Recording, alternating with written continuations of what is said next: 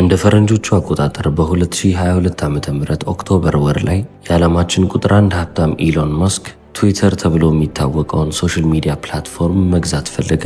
ግዢውንም ሊያጠናቅቅ ቻለ። ታዲያ አሁን ኤክስ ተብሎ የሚታወቀው በቀድሞ ስሙ ትዊተር የተሰኘው ድርጅት ሙሉ ለሙሉ አዲስ ድርጅት ነው ማለት ይቻላል። ኢሎን መስክ ያንን ድርጅት እንደገዛ ያደረገው የመጀመሪያው ነገር ሙሉ ሰራተኞችን ማባረር ነበር። ወደ 80 በመቶ የሚሆኑትን ሰራተኞች ያባረራል።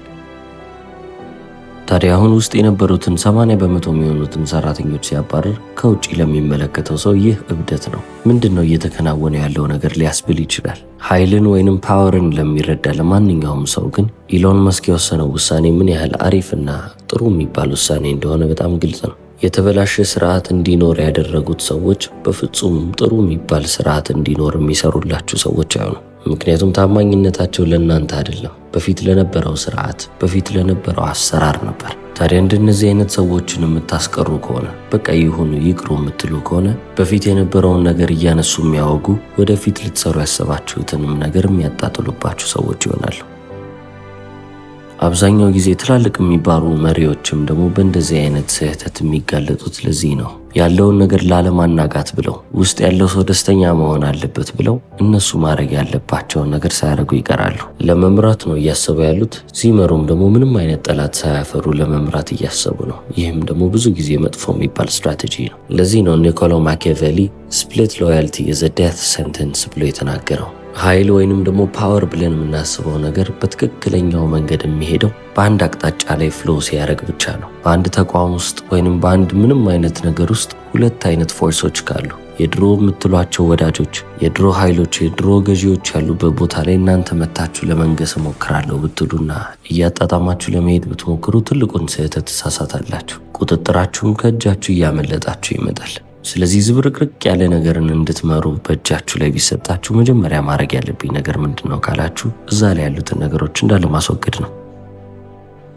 እንደ አዲስ ትጀምሩታላችሁ። አዳዲስ ፖሊሲዎችን ማምጣት ብቻ ሳይሆን አዳዲስ መሰረቶችንም ይዛችሁ ትመጣላችሁ። ታዲያ አዲስና ትልቅ ነገርን ለመገንባት ስትሞክሩ ሁለት አይነት ሰዎች በመንገዳችሁ ላይ ይመጣሉ። ሁለት አይነት ጠላቶችን ታፈራላችሁ። የመጀመሪያዎቹ የድሮ አሰራር የሚመቻቸው ወይንም ደግሞ ምን አለ የድሮ መሪ ቢኖር የሚሉ ሰዎች ናቸው። ሁለተኞቹ ሰዎች ደግሞ እናንተ አዲስ ነገር እንደጀመራችሁ አውቀው ያ አዲስ ነገር እንዳይሳካላችሁ የሚመኙላችሁ ጠላቶቻችሁ ይሆናሉ። ስለዚህ ማምነው ሰው አለ ብላችሁ በፍጹም ቢሆን የምትደገፉትን ነገር ልትፈልጉ አይገባም። ነገር ግን ኮንትሮልን ወይንም ቁጥጥርን ለመፈለግ መሞከር አለባችሁ። እናንተ ያንን ነገር መቆጣጠር መቻል ይጠበቅባችኋል።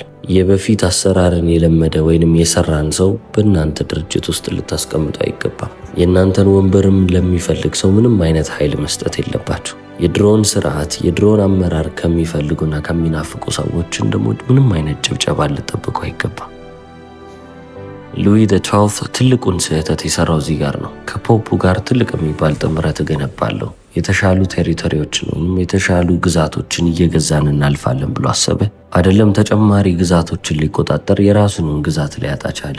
ለምንድን ነው እንደዚህ የተፈጠረው ካላችሁ ወዳጅነት ወይንም ጥምረት ብለን የምናስባቸው ነገሮች በጣም አሪፍ ናቸው። ነገር ግን እዛ ጋር ወዳጅ የሆነው ሰው ወይንም ደግሞ የተጣመርነው ሰው የእናንተን ወንበር የሚፈልግ ከሆነ የዛኔ ትልቁ ችግር ይመጣል። ስለዚህ አሁን እንበልና እምነትን አጣችሁ ወይንም ደግሞ ማንም ሰው ለእናንተ አይታመንም። ያ እምነት ተሰበረ፣ ኮንትሮልም ከእጃችሁ አመለጠ።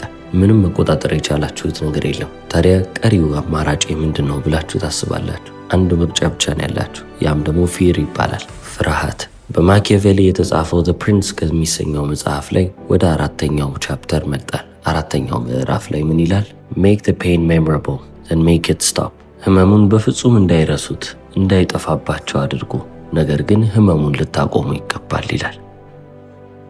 ኒኮሎ ማኪያቬሊ ፓወርን በደንብ የተገነዘበ ሰው ነው ማለት ይቻላል። ትላልቅ ንጉሶችንና ትላልቅ ገዢዎችን ሲያስታርቅ በመካከላቸውም ዲፕሎማሲ ሲፈጥር የነበረ ሰው ነው። ስለዚህ በደንብ እንደሚደራደር ሰው ነው የሚያስበው። እሱም እንዲህ ብሎ ተናግሯል። ክሩዌልቲ ወይንም ጭካኔ በትክክል የምንጠቀመው ከሆነ በጣም አሪፍ የሚባል የሊደርሺፕ ቱል ነው ወይንም አሪፍ የሚባል የመሪነት አንዱ መሳሪያ ነው ይላል። ታዲያ አሁን ጭካኔን ለሁለት መክፈል አለብን። ጉድ ክሩዌልቲ እና ባድ ክሩዌልቲ ብሎ ይለየዋል። ጥሩ የሚባል ጭካኔ ያለ፣ መጥፎ የሚባል ጭካኔ ያለ። ጥሩ የሚባለው ጭካኔ አንድ የሚፈጠር ጭካኔ ነው። በተጨማሪም ደግሞ ወስናችሁ የምትገቡበት ነው። በመጨረሻም ደግሞ ፐርፐስ አለው፣ ዓላማ አለው። ባድ ክሩልቲ ወይንም ደግሞ መጥፎ የሚባለው ጭካኔ በጣም ቀስ ያለ ነው፣ በስሜት ላይም የተመሰረተ ነው። በተጨማሪም ደግሞ አንፕሬዲክተብል ነው፣ ልትገምቱት አትችሉ። ይህ ባድ ክሩልቲ የሚባለው ወይንም መጥፎ ጭካኔ የሚባለው ጥላቻን ወደ መንገዳችሁ የሚወረውርባችሁ ነው። ስለዚህ አሁን ጥሩና መጥፎ የሚባሉትን ጭካኔዎች በሁለት ምሳሌዎች ሁለት የሀገራት መሪዎችን እንመለከታለን። ጥሩ ጭካኔ ለሚባለው የሩዋንዳን ፕሬዚደንት እንውሰድ፣ ፖል ካጋሜ። መጥፎ ጭካኔ ለሚባለውም ደግሞ የሊቢያውን የቀድሞ ፕሬዚደንት መሐመድ ጋዳፊን እንወስዳል።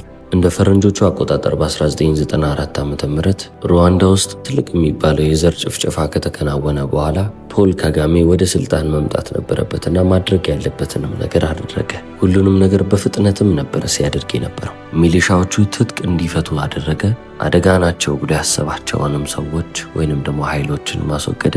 ያቺንም ኮንትሮል ወይንም ያቺንም ቁጥጥር መልሶ ሊያገኝ ቻለ። ምህረት የለሽ እንቅስቃሴ ነበር ያደረገው። ነገር ግን ይህ ምህረት የለሽ የተባለው እንቅስቃሴ በጣም አጭርና ነገር ግን ፎከስድ የነበረ ነበር። ለፖል ካጋሜም ሰርቶለታል ማለት ይቻላል። ከ6 ዓመታቶች በኋላ ማለትም በ2000 ዓመተ ምህረት ወደ ስልጣን ወንበሩ ላይ ሊመጣ ቻለ።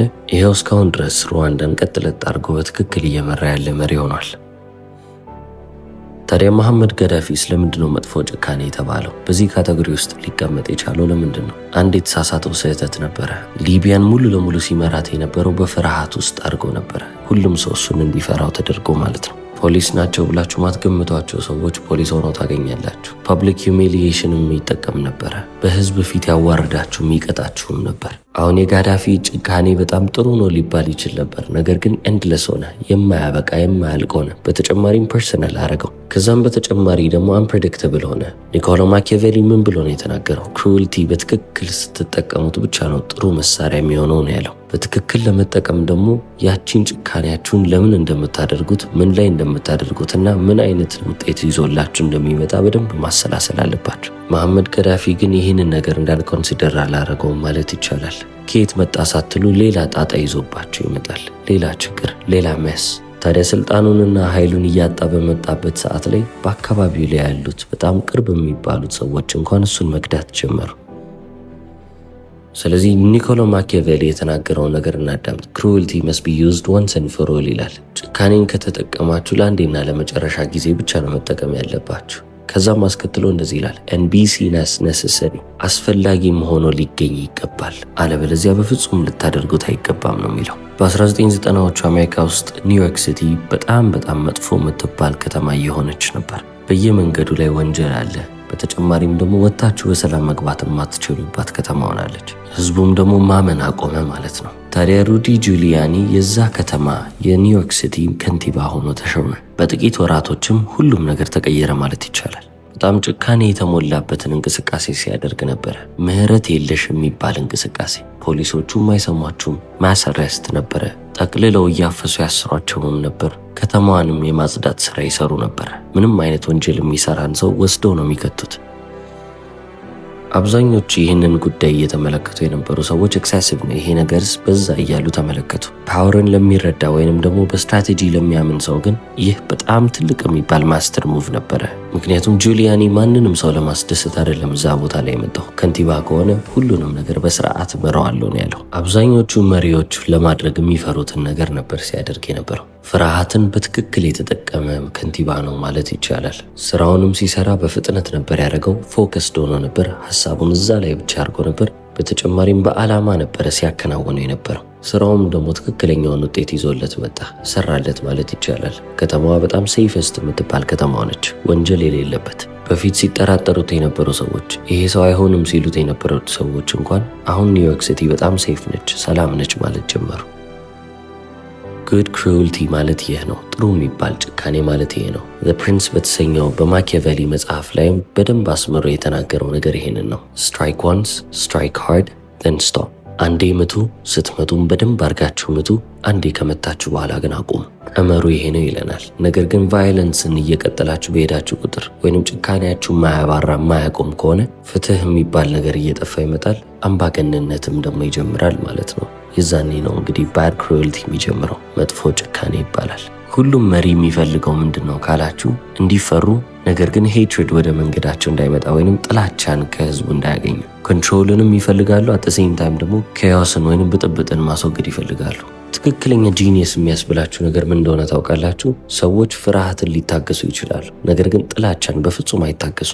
ፍራቻ በኃይላችሁ ላይ በስልጣን ወንበራችሁ ላይ እንድትቀመጡና በዛው ቦታ ላይ እንድትቀጥሉ ሊያረጋችሁ ይችላል። ነገር ግን ጥላቻ ከዛ ቦታ ላይ እንድትነሱ ነው የሚያደርገው። ህዝብም ቢሆን ወይንም ድርጅት ውስጥ ያሉት ሰራተኞችም ቢሆኑ አንድ ነገር ልብ ይላሉ፣ ያስተውላሉ።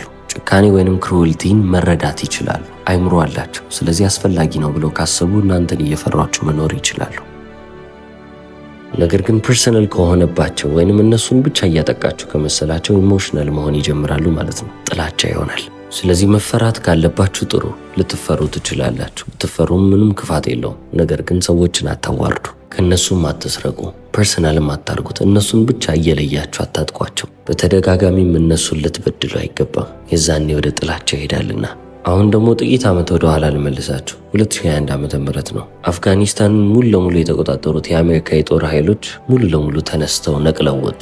አሜሪካም ወታደሮቿን ከአፍጋኒስታን ከወሰደች በኋላ የአፍጋኒስታንን መንግስት በአንዴ ሙሉ ለሙሉ ሊወድቅ ቻለ። በ11 ቀን ውስጥ ፕሬዝደንታቸው የነበረው አሽራፍ ጋኒ ከሀገሪቷ አምልጦ ሊወጣ ቻለ። የእሱም አመራሮች ልክ እንደዛው ሀገሪቷ ያለምንም ጦርነት የስልጣን መሸጋገር አከናወነች ማለት እኮ ነው። ማንም ሰው አልነበረም። ስለዚህ እዛ የነበሩት ተቆጣጠሩት።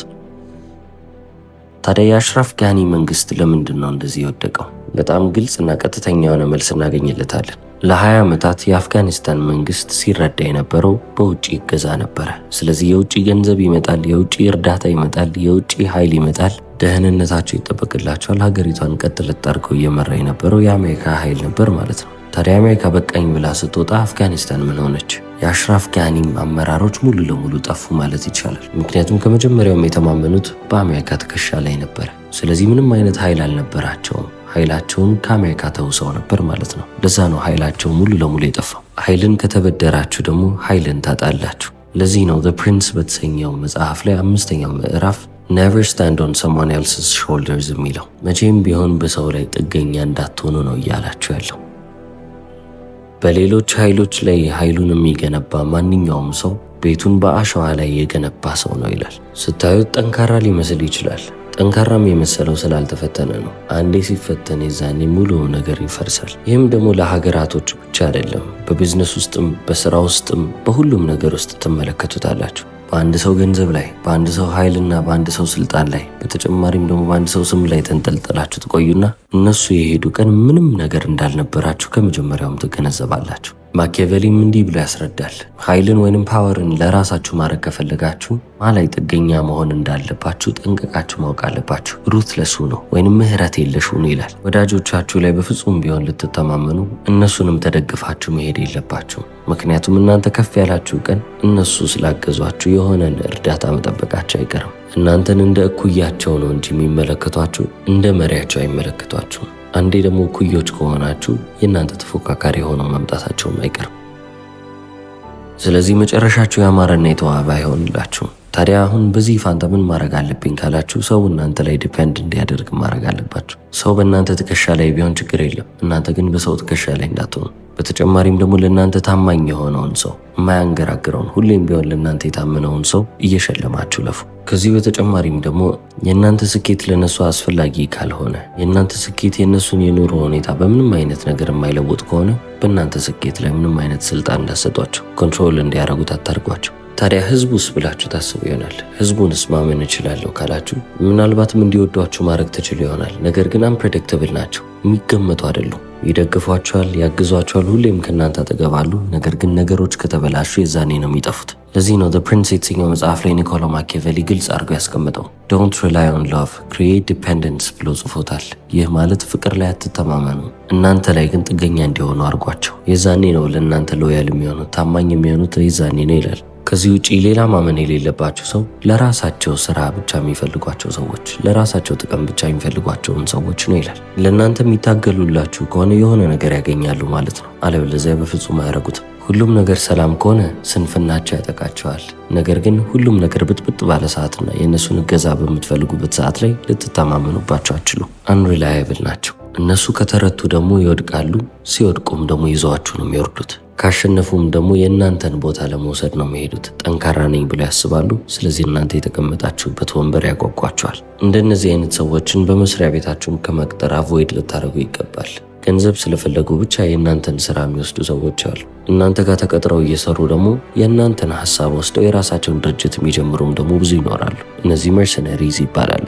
ለራሳቸው ጥቅም ብቻ እየተንቀሳቀሱ ያሉ ሰዎች ናቸው ማለት ነው። ዘ ፕሪንስ የተሰኘውን መጽሐፍ ሁለተኛ ቪዲዮ አወጣንለት። ነገ ደግሞ በሶስተኛው ቪዲዮ እንገናኛለን። እስከ መጨረሻው ስለተከታተላችሁልኝ አመሰግናለሁ። ቻው።